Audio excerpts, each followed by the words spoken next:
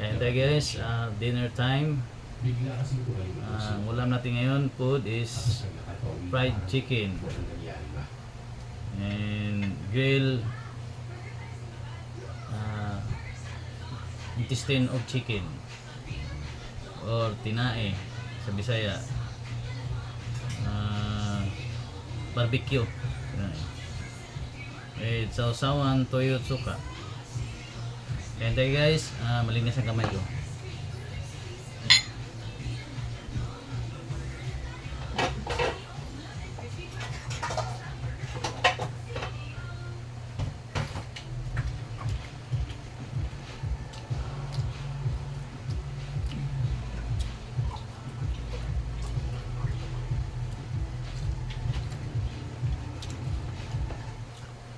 Fried chicken. Ayon naman sa mga ganito sa Makoy, umuwi daw itong bata sa bahay nila. Basang-basa yung buong katawan. Ang una ng mga ganito ay pagkadumaan ko sa ilo ko sa iyo. Yun lang ang sinabi ko si Makoy. At nung nakaiwan niya ito, tulad na lamang ito sa isang sulok at humiga mag-ako. Tapos sabi na kay Sir Seth, parang itong hindi mapali. Parang hindi komportable sa hinihiga niya. Kamot ito ng kamot sa iba't ibang parte ng katawan niya. Anak, ayos na ba? Ano ba kasi ginawa ko? Ano nang maman ba ng mapansin mo, anak? Masakit yung ulat niya ko na eh. Sagot naman ako eh. Bago ito sumukan na. Ang dami nitong sinuka pero wala naman lumabas sa mga nakain niya. Puro tubig lamang yung pinuluwa nila. Nung ito ito sa pagsusuka, bigla ulit nung nagsalita niya niya. Ma, nahihilo ako ha. Tapos ay magpinigil na ito ha. Tumirik yung mga mata niya. Doon na sinigaw ang mga nito at tuloy sa mga kapitbahay na kamag-anak nila. Itinakbo nila ito sa ospital. Noong mga panahon na yun, malayo ang ospital sa bayo nila. Nasa bayan pa. Kinaya naman ang katawan ni Makoy yung kanilang diayo. Nakaabot ito sa ospital kasama ang mama niya. Dumating din yung papa niya na galing sa trabaho. Natawagin na lamang natin Roy. Mga ilang sandali pa, lumabas niya yung doktor nito. Galing ito kay Makoy. Kinamusta nila yung anak nila. At hindi sila makapaniwala sa sinabi nito. Pasensya na po kayo pero yung anak ko po, wala na po siya. Ginawian na po ito ng buhay. Tulala ang mga magulang nito ng Makoy. At ito pa ang findings ng doktor.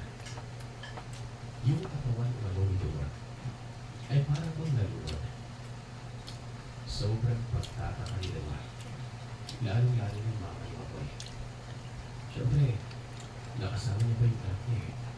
Umuwi ba iba? Nakausap na niya. Kinaumagaan habang naghahanda sila para sa pulol nito si Makoy. Saka dumating si Lolo Bong, yung nakakita sa buong nangyari. Agad itong sininisan si Lolo Bong para kausapin niya. Doon na ikiwento nito ni Lolo Bong yung nakita niya. Humingi ito ng pasensya sa pizza niya dahil nga hindi ito ipinapalang kagad ang nangyari. Bukod kasi sa malayo yung tinikira ng dalawang pizza nito. Eh kahit ng mga panahon na bumaba si Lolo Boy sa iyo, parang may pumipigil pa rin sa kanya ng kung sino na bigla ito magkakasakit na ewan. Basta hindi siya matuloy-tuloy doon kina Lolo Roy. At ito pa, nakumpirma nila na ang matandang yun na lumapit kay Makoy ay kamag-anak nila sa ikatlo. Ang ginawa po ang nito ni Lolo po ay sinabihan din yung isang auntie nila. Ang auntie nila ito ay isa rin magagamit ng lahat ng klase nung may kinalaman sa ipin na kapangyarihan. Hindi nagtagal, dumating itong auntie nila sa tulog. Pagpasok nito, sinabihan mo kagad si Lolo Roy na kuman mabuda. Pero ang gusto rin kasi talaga nilang mangyari nung time na yun ay umante.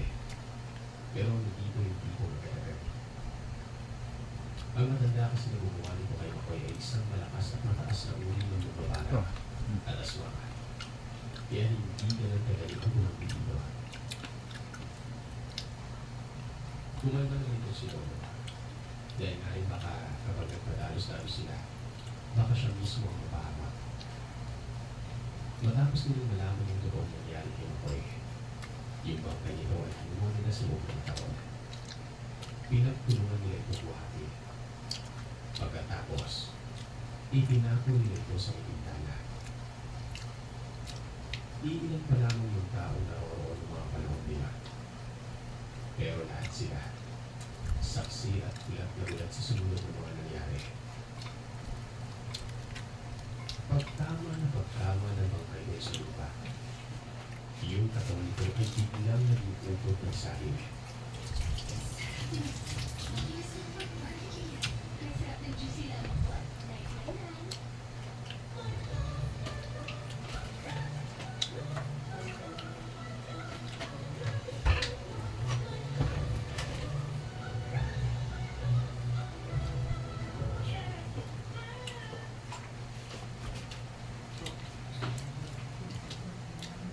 Kaya unti-unting nagiging ako. Yung ibang naroroon na hindi ka makahanap at hindi alam ang totoong nangyari sa bata, ay walang nagawa kundi magulungan lang. Yung iba naman nakichismis kung naasong nga ba itong batang ito. Yung ataol, sinulog nila. Wala namang partikular na ganyan. Siyempre, wala naman silang paglalagyan at isa pa, hindi na rin ito pwedeng ibalik kasi nabinita. Ilang buwan matapos mangyari, yung sa pamilya ni Lolo Roy, ay hindi naman inasahan ang mga sumunod na nangyari kay Lolo Pong. Ito palang papa ni Mama si Lolo Pong ay meron din anti-victim. Ang ginawa nito ay kaya nitong pasurin o kontrahin yung mga tiktik o akwa. Hanggat dala niya sa katawan niya ang karga niya. Nagsisilbi yung depensa sa mga nasa kaliwa at nawawala ang proteksyon nito kapag hindi niya dala ang sopya. Marahil ay nung nasa niyo kong si Lolo Pong ay hindi niya ito bitbit kaya siguro napigilan siya ng matanda sa pagbaba ng iyo. Isang gabi, itong si Lolo Pong ay umuwi galing sa isang kasiyahan sa inuman. Lagi itong may dalanda. Noong mga panahon na yun o maaaring hanggang ngayon, ay asahan talaga yung mga supit yung mga matatanda sa probinsya, lalo na kapag ginagabi sila o tumupunta sa kung saan. Noong gabi nga na yun, Sir Sam, nakainom itong si Lolo Pong. Medyo malakas ang ulan at medyo mahirap yung pinabintay nito pawis sa kanila. Bukod sa mapuno ay talagang yung mga panahon nito ay wala talagang ilaw sa probinsya. Pagkatapos nun, nakita na lang ng ulo ang katawan nito na wala ng buhay. Ayon sa nakakita sa katawan nito, nadulas ito at nasaksak ng daladala ni Lita. Hindi sila ganun kananiwala kasi unang-una, yung itak ng mga matatanda, meron yung tagong o takip na nilalagay nga sa pero ang posibilito ni Lolo palagi. Paano itong sakap diba? Napaka-imposible. Unless versa, talagang binuno ito at isinaksak sa kanya. Nung nakita nga ang katawan nito ni Lolo ay hinanap nila yung papako at pinagpigarawa. Wala ito doon sa katawan niya. Pinagpintanan pa nga daw nila na kinuha yun ang nakapila ng katawan pero nung huli. Nakita din nila ito sa kwarto kung saan nakalagay yung gamit ni Lolo Pong. Naiwan niya ito magkabigyan siya. Maaaring nakalimutan mo nga ito. Ganun pa man, malaki ang ginala nila na pinagawa ito ng matandang pumatay din kay Makoy. Kasi nga di ba, may plano silang bawian yung matanda dito.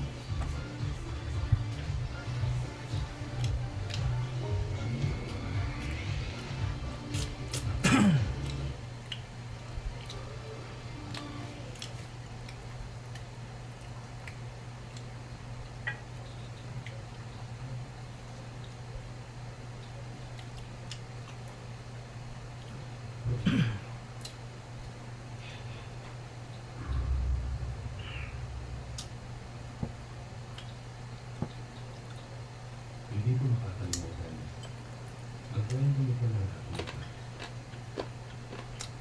Para nasa nilento mismo ng aking ina.